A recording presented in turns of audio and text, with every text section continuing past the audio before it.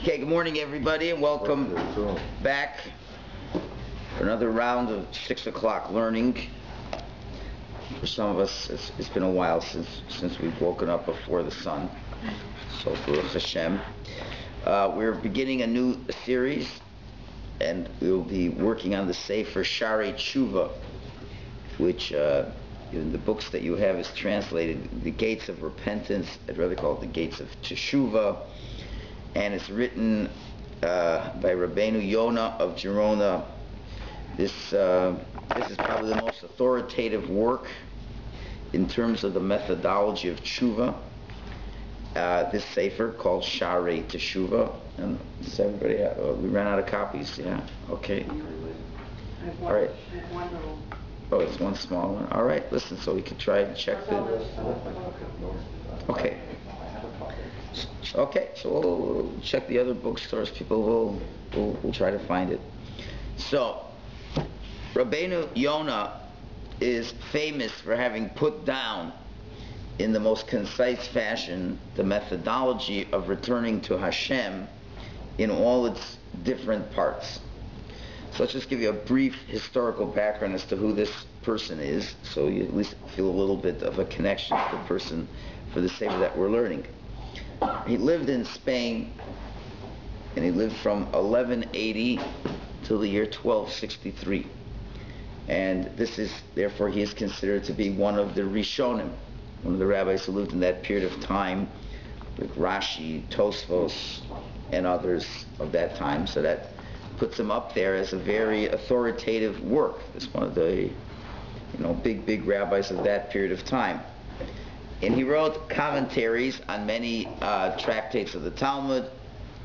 He wrote a very famous interpretation to Pirkei Avos that has now been translated into English. So if you want to look at that, you can get a hold of that.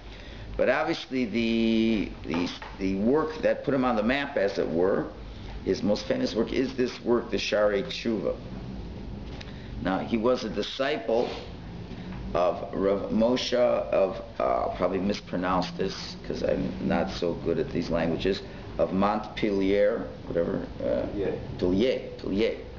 Okay, and he was one of the most active participants in the controversy instigated by his teacher over Maimonides' philosophical works.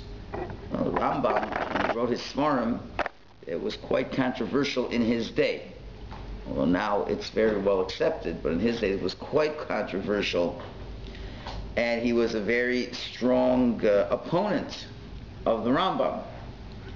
However, when 24 wagon loads of Talmudic writings were burnt by the church at the same spot in Paris where Maimonides' works were burnt by Jews 9 years earlier, so Rabbeinu Yonah saw this was a divine reproach from God, and therefore he regretted his previous actions against the works of the Rambam.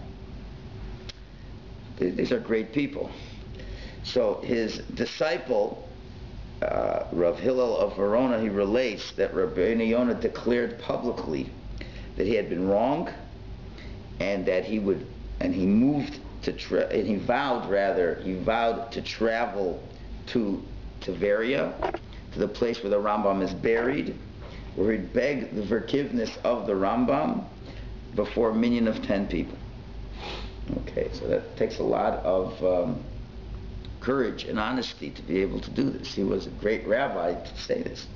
So he began his journey, and on the way to Israel, he stopped in Barcelona, where he was detained for 3 years, where he, to have a person like that go by, people in the community said, you have to stay a little bit, you just can't go through.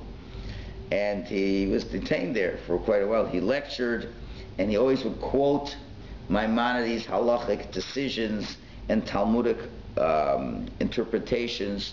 He would quote them with great reverence. And after 3 years, he tried again to fulfill his vow, but this time when he was in Toledo, he was detained as well, where the community said, stay and give us a little bit of Torah instruction as well. and unfortunately he died there suddenly. Now, he was obviously an older man as it was, and he never ever completed that journey to Eretz Yisrael.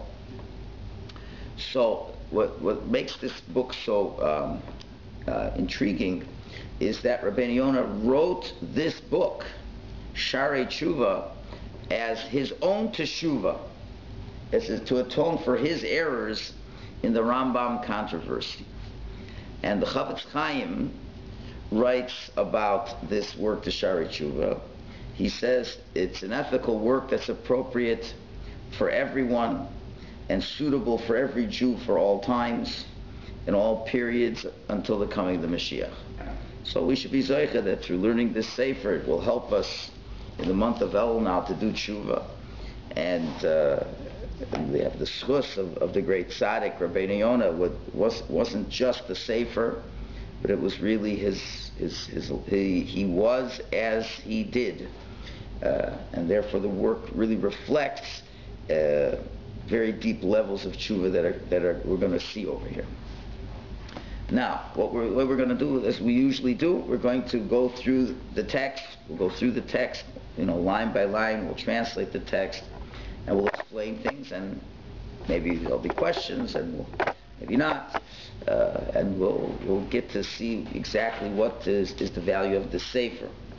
Now, in the first few pages, he will give a basic introduction to the concept of tshuva, how we should feel about it, when, why we should be doing it. And after the basic introduction, he goes through 20 principles of Teshuva. Now, when you hear that, you figure, oh no, it seems that what we learned, is there's really 3 steps of Teshuva. 3 steps of Teshuva. And the 3 main steps of Teshuva are, number 1, charota, regret, remorse, feeling sorry for what we've done. Number 2 is vidui, is confession, admitting to the fact that something was done wrong. Of course, this needs explanation. How is this different than other religions' concept of confession?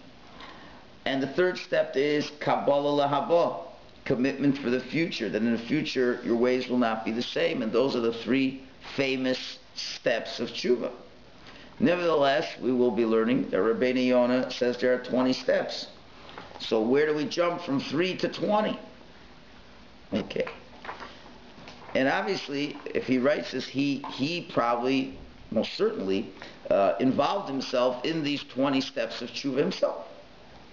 So where do we get from 3 to 20? So Rabbi Yonah himself will explain that while there are 3 principal parts of tshuva, there are many different levels of returning to Hashem. And it's all based on the fact that a returning to Hashem is not based on just getting a reprieve from a punishment, or hopefully that God will find the bottom of your shopping list for the coming year. That's not the be-all and end-all of tshuva. But the basic concept that exists in tshuva is that a person goes through a very strenuous cleaning process, a process of purity, a process by which the person comes closer to Hashem. And this is where you're going to find that Judaism, goes way beyond what other religions have to say about this. So, as we know, the famous analogy, just like a person who has a soiled garment, and depending on how soiled the garment is, it will take so much more to get it clean. When we were away on vacation, we still have to do the laundry, right? So lots of whites have to get done. And so my wife, Baruch Hashem, she found a new type of bleach that she didn't find in Toronto. And so she tried on the whites. The wife did an amazing job. So of course we have to buy a whole bunch of them at Giant Tiger, all the way in Godrich, and bring them home. But the point being, to the degree that when an adult gets a white shirt a little bit dirty, okay, scrub it a little bit. A kid gets it in the mud and its mamish You wonder how your little children have those beautiful white shirts. By Motzei Shabbos, they don't even look white at all. And to clean that takes a lot more work. I don't know if people still do this anymore. I think people just give it to the cleaners.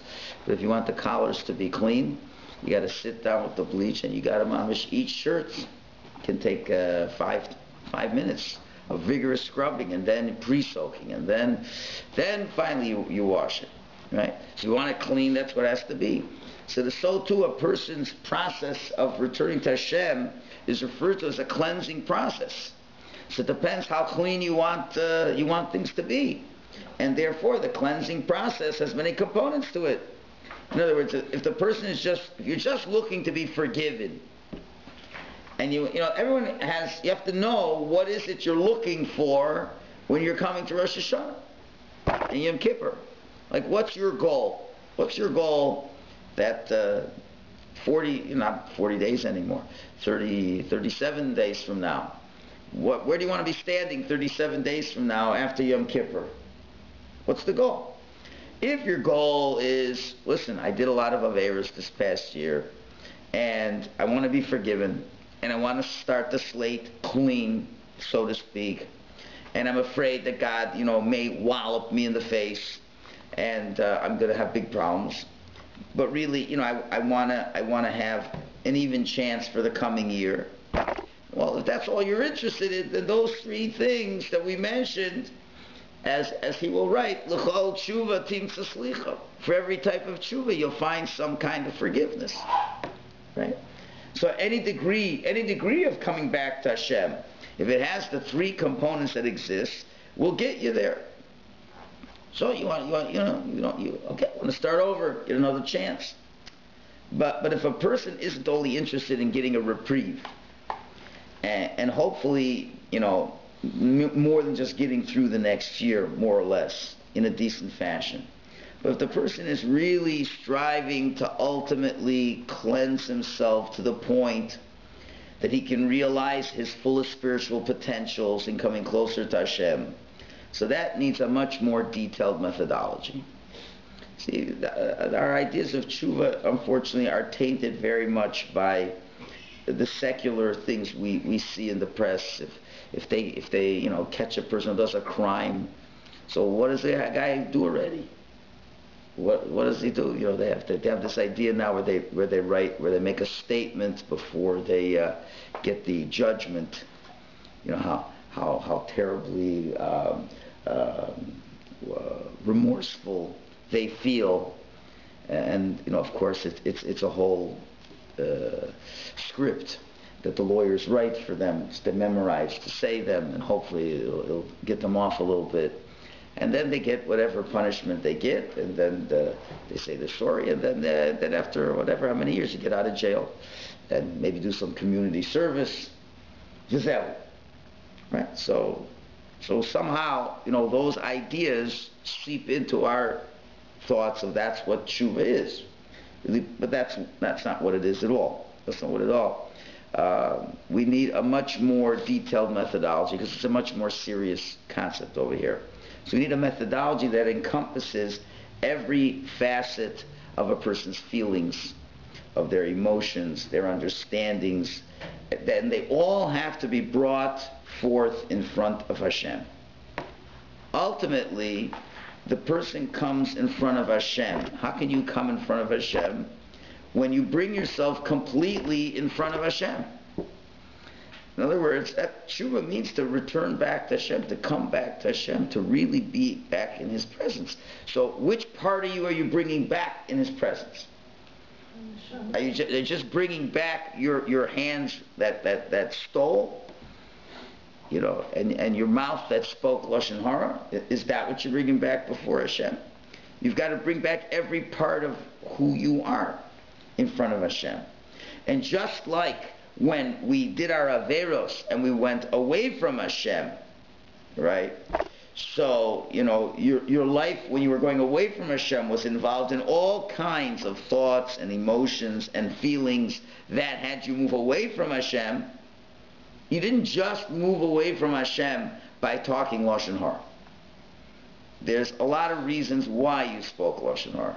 There's all kinds of psychological reasons and emotional reasons and all kinds of things going on that makes you do the Avera. It's not just the Avera that we're dealing with. There are all the factors that make up who you are that got you to the point to do that Avera. So just like all that was involved in going away from Hashem, so ultimately in coming back to Hashem, one has to translate all these feelings and emotions back in a way which has its expression in finding Hashem as well. So that's why we jump from 3 to 20. Okay? And this will come very obvious when we get to them, how each one of them is an integral step in reshaping the personality of the person in his totality, in a way that he's now prepared to face HaKadosh Baruch Hu in, as it were, on a one-to-one level. Okay, so that's just a little bit of an introduction, and we'll probably spend a couple of days going through a number of these sub-chapters. I don't know what we call them, osios, whatever we call them, till we'll get to the steps itself. If you just flip through the pages, you see there's 4 gates to the Sefer, 4 gates to the Sefer.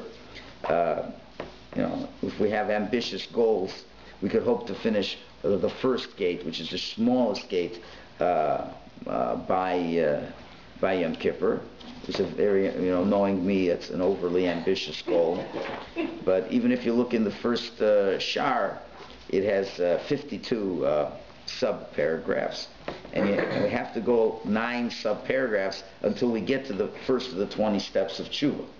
So that's about 20% or so is introduction, which is also a very important introduction to sell us on the concept of doing Chuba, which is also very important and it shouldn't be minimized.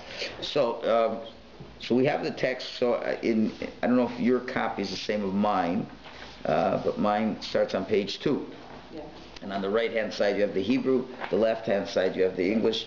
I don't imagine any major changes have happened, even though my book was printed 38 years ago. I don't think much has changed of how the English translation, by the way, is written by Shraga Silverstein, who's quite a great scholar, and I was privileged a few times to learn under him when I was a younger fellow in New York.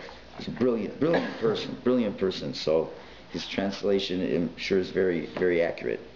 Okay, let's begin. The topic under the Shar Rishon that we're learning is called Be'er HaTeshuva V'Ikareha, explaining what Teshuva is and its main principles. So, Sivkat Nalev. Min hatovos asher heitiv Hashem yisbarach im beruav, of the many kindnesses that God has bestowed upon His creatures. So he's insinuating already that there are many good things that Hashem does for us. Of all the many good things that Hashem does for us, this is one of them. And we will see probably the most important of all of them. Ki heichin lohem haderech, that He prepared for us a derech, a pathway. A pathway that's meant to accomplish 2 things. Number 1, now you have to remember, we're reading, it's always important to remember, we're reading the words of a Rishon.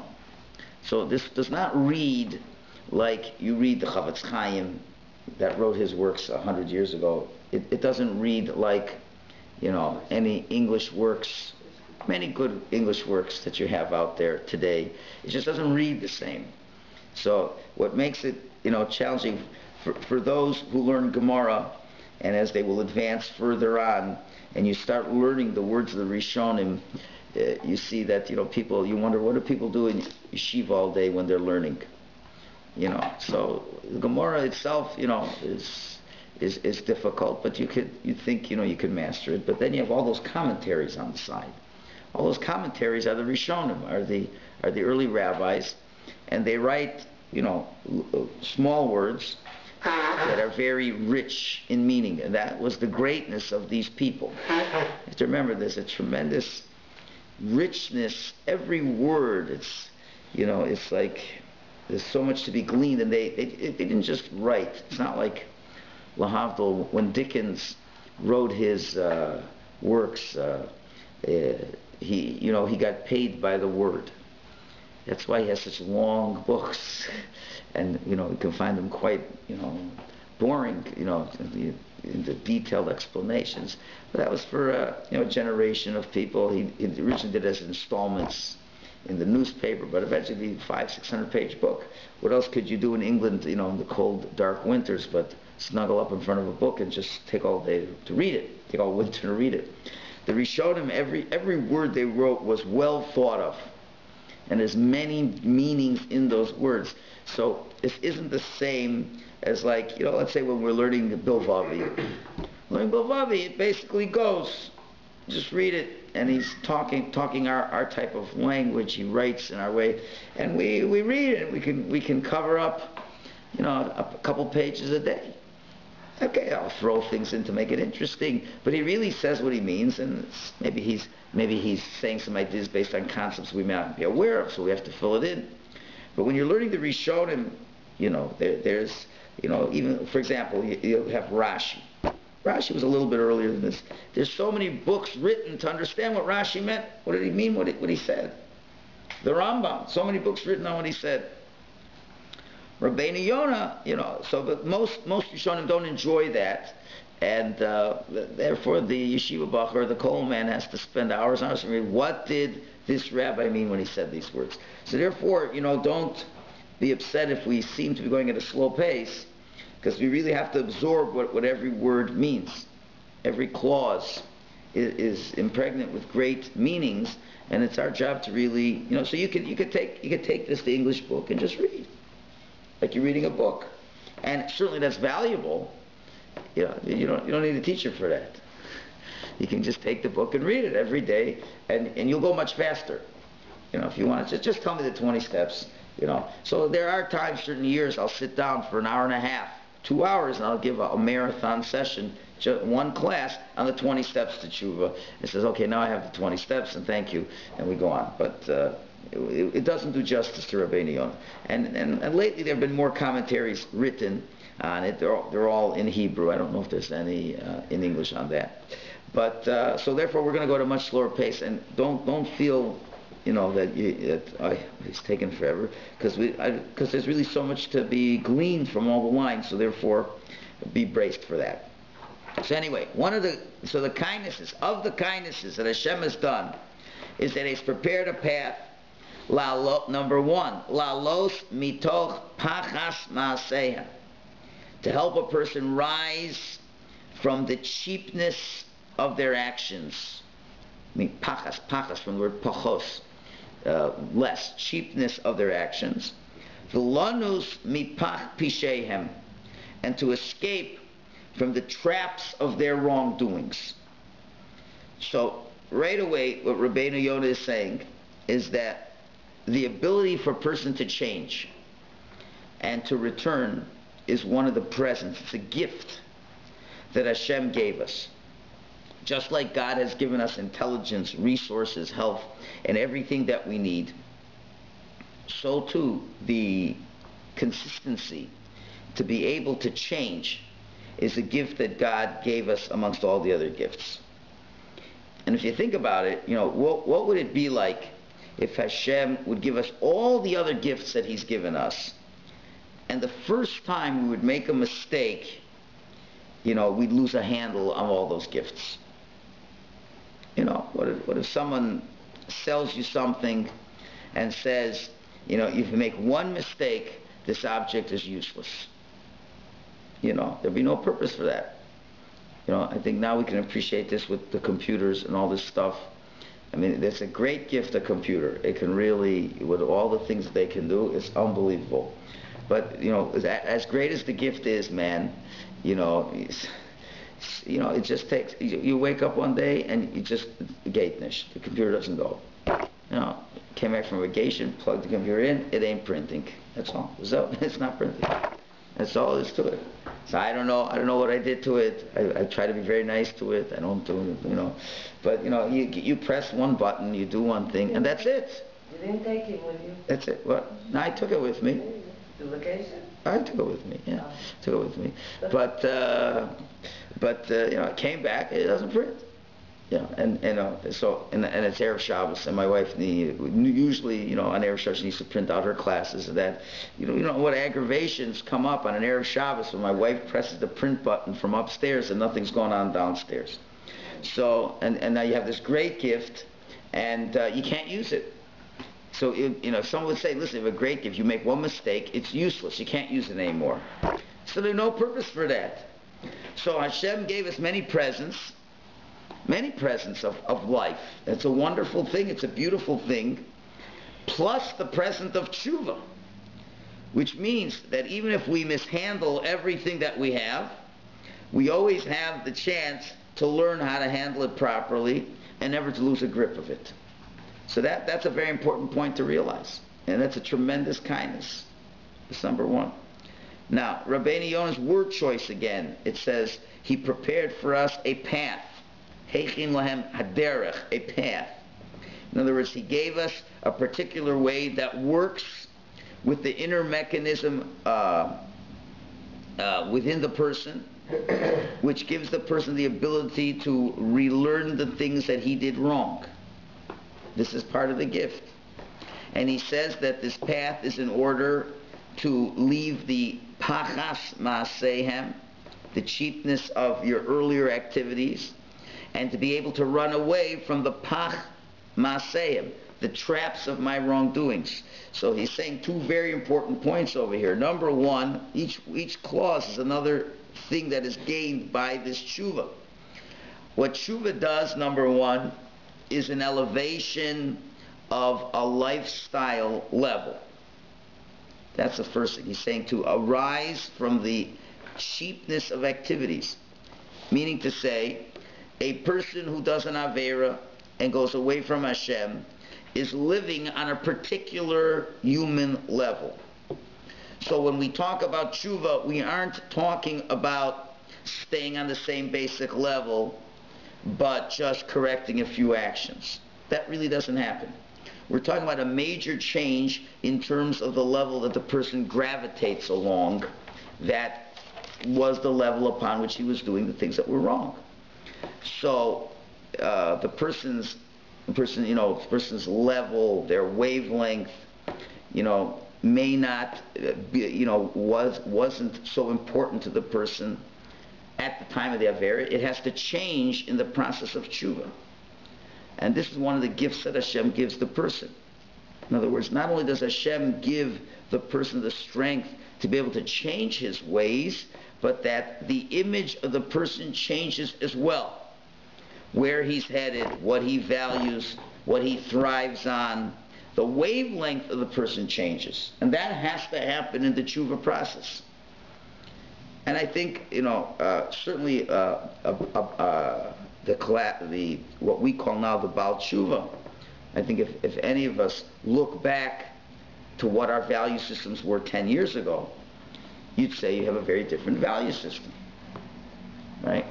Now, it's a little bit more challenging for what we call the FFBs, the so to speak from birth people, who were raised in keeping Shabbos, keeping kosher, all these things, and yet still there are many who do a lot of Averos. So it's not as simple to appreciate these changes. And even for the Baal Teshuva, let's say the Baal Teshuva after 10 years. Okay, so now you're keeping Shabbos, you're keeping kosher, doing other things. So what do I have to do Teshuva for? Right? But there's a lot of things that Teshuva have to be done. So now there becomes even different lifestyle changes have to happen. As radical as the lifestyle change from not keeping kosher and going to discotheques and listening to rock music and being involved in the culture that was so far away, and a person changes all that, and you can say, wow, I'm on a different wavelength, right?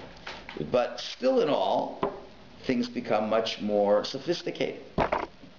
Levels of lashon hara, things that you don't directly insult people, but you still speak lashon hara. The Gemara says everybody still speaks lashon hara. More subtle things that one may not realize really say that the level we're on yet is obviously much better than what it was before, but we don't realize how much further we have to go.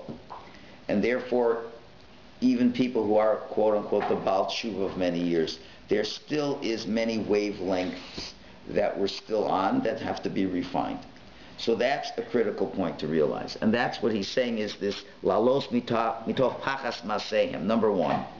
And number two, velonus mipach pisheim, to be able to run away from the traps of one's wrongdoings. So Rabbi Amon is saying, if we realize it or not, there are certain things in our lifestyle that after a particular amount of time, we become trapped in them. And although we believe philosophically that we always have free will, and I'm always the boss of my own life, but honestly, how often do we find ourselves in situations that we know that what we're doing is not right, but we seem to feel that we have lost the ability to choose correctly anymore? Meaning we feel trapped. We know that it's the wrong thing, and we have this line of, I can't change anymore.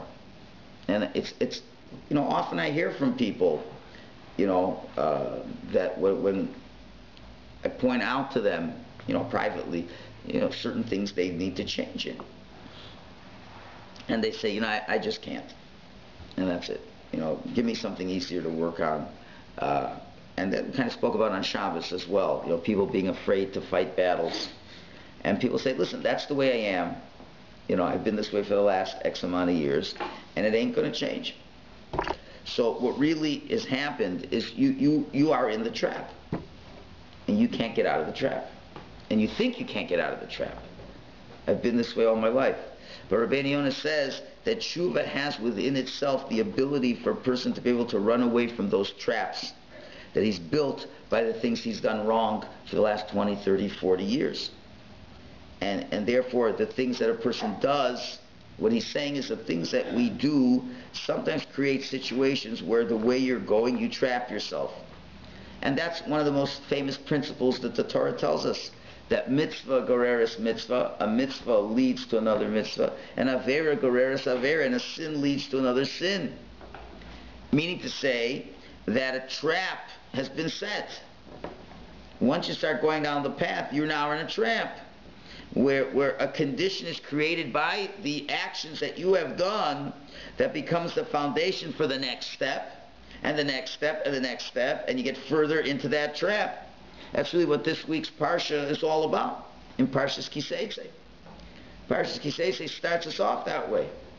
A man goes to war, and he finds a beautiful woman, a beautiful captive woman. So it is not exactly the greatest thing for him to do. Okay, war is tough, and it can lead us to certain temptations that are there. I'm not going to go through the whole Inyan now, but the person should not be looking at the other pretty woman, but he's captivated by her, and therefore, since he's captivated by her, he captures her. He thinks he's capturing her, but really she's capturing him. Right? And so that's already a mistake. He is now looking at the physical superficialities of a woman's beauty while he has a wife at home who's saying Tehillim for him, who maybe after having 7 or 8 children may not look as pretty as this woman, right? And brings her home. Brings her home. Okay. So that's a negative behavior. There's a mistake there. And the Torah has a whole process of trying to get the guy out of that mistake as you go through the Parsha, and hopefully after 30 days he'll realize his mistake and send the woman away. That's what the whole process is. But the Torah, and I'm not getting into the details now, but says, but if she chooses to convert and he chooses to marry her, okay, we can't stop it. But then, so that's the first, so this morning we're going to read all 3 stories. So that's the first aliyah. Comes the second aliyah, says, and so what happens if a man has a child, has 2 children, one from a wife that he loves and one from a wife that he doesn't love? and he would choose to want the child from the wife that he loves to become the firstborn, but he's not born first. So what's the Torah telling us? That all of a sudden there's going to be some marital problems. You see, when you're looking, now it shouldn't be so narrowly focused on the stories in the Torah itself. But what the Torah really is saying is if your relationship with another human being is superficial, so that really is a type of avera. It's a subtle avera. It's not, it's not one of the 613 per se, but that's a trap. You go into that trap, oh, she's really good looking. I mean, okay, nowadays we don't have these halachas of a captive woman. We don't go to battle and bring women back. But it's just as appropriate. You go out, you're looking to find a person in your life. And what's the first characteristic? How good looking is the person? And yes, this whole idea of, physical attraction. You ask a person, they have this new thing now. They're thinking of doing with shidduchim in the religious shidduch scene. It's not an easy scene. You're trying to you get set up with shidduchim. So the boy lives in one city, the girl lives in another city, and the shadchanim. You speak to the shadchanim, and they say, yeah, she's a wonderful girl, this and that. Okay, then the guy has to fly from Toronto to New York to see the girl, or vice versa. And then, as soon as the person meets the person, right away, this ain't it. Forget it. You pick up the person from the airport. Says, what a waste. What a wasted trip. Okay, I got to be nice. Okay, take the person around, go through the motions, and try to make it as and then she came all the way from New York. Okay, so I have to go out with her a second time. So it's not. So now this new thing is they want to have webcam dating, which really may not be such a bad idea. You have the webcams just like here, and you do a 15-minute interview and you're in front of the webcams. What's the real? Not the only thing, but you know what? It's check out the looks. Even if they give you a picture, it ain't the same. And unfortunately, for better or for worse, a high degree of a person's decision making upon who they wish to spend their life with is based on looks. Now, I'm not saying that that's not a factor, but unfortunately, people put way too much weight on these factors. Way too much weight, and that's when they're going out. And unfortunately, it's a big issue, even for married people. It's a big issue. It's a big issue. Somebody you're married for a number of years, people get older, and not everyone takes care of themselves as much. And of course, the secretary of the office does take care of herself, and is 20 years the person's junior, and all of a sudden that attraction has some meaning. Okay, Torah says, Torah, there is a negative commandment. You shouldn't go after your eyes and after your heart. That's the Torah saying, don't go after superficial things. It's going to get you into big trouble. So the guy, or the woman, whatever, says, it's something to look into. So that's the first trap. That's the first trap. And then you see people do all kinds of crazy things. All kinds of crazy things because of this. People can have marriages of 25, 30 years and just throw it out the window for just a very physical thing. For just a very physical thing. So that's trap number one. But the Torah says that doesn't end with number one. Number two is you get, eventually what's going to happen, you're not going to love this person. You're not going to love this person.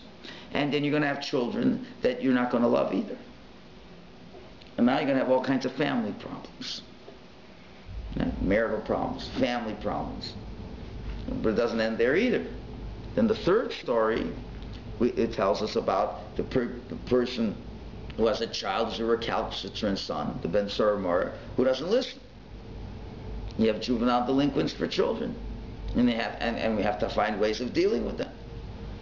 And then the fourth one talks about what? The person who has to be killed because he's a murderer. So you see, it's a process. Torah says there's a process involved here. And that's a slippery slope. So it's not like, you do an Avera and that's it, and I just continue with my marital life with this one Avera as my baggage. It's a trap that you get yourself into, that you get deeper and deeper and deeper into, and that becomes a whole lifestyle. Becomes a whole lifestyle. And it spins off into so many ways. So then you figure, well, what will we do? So if you're not looking at things in a deep way, and that trap you fall into, so how do I have relationships with people? Well, I buy things for people, I take people places, I do all those kinds of things. I get involved in going to restaurants and this and that and buying it. And you just and then of course to buy these things costs a lot of money. And since there is no relationship going on, so let's say the wife, what does she feel she has? She has no love from the husband, so she wants to just shop all day. And the husband has to have an extended credit line to pay for what the wife needs to keep the marriage alive. And then the husband has to borrow, and then has to get into inyanim he shouldn't, taking on debts that he shouldn't have to get into. And they have to build. One of the biggest signs of this big marriage problems, not always, is that you have to buy a bigger house and spend a lot of money, just ridiculously beyond what you need. It's usually a siman that the marriages can't be that great. There used to be an old niggin, love will keep us together. If there's love, you don't need to look at big houses. Okay, I'm not saying the incredibly wealthy. So what do you need a house bigger than what you need? You know why? Because it distracts me. Because there's no love in this marriage. So now you get into all that. So now you're getting into credit debt. And that becomes a whole new world you have to get into, and how that eats away at all your time. And how the husband now has to work all day long to pay off that credit and sees less. It spirals out to get to the point where you can't get out of it. Do you know what it means to maintain this house and this lifestyle? It's a trap. So the rabbi says, no, Rabbi Yid, I don't see you coming to davening anymore. I don't see you coming to the shir anymore. What's going on? He says, Rabbi, I ain't got no time. So you ain't got no use to have time. It's really hard now at work. It's hard because you set the trap. Because if you don't go to work every day, you'll lose the house. You lose the house, you lose the marriage, you lose the kids, you lose everything. People are now have really bad marriages, and they don't get divorced. Why? Because they can't afford to get divorced. They can't afford to get divorced. Because getting divorced means, no one will have a place to live. No one will have a place to live. So Mamela, we don't get. So it's like really being trapped.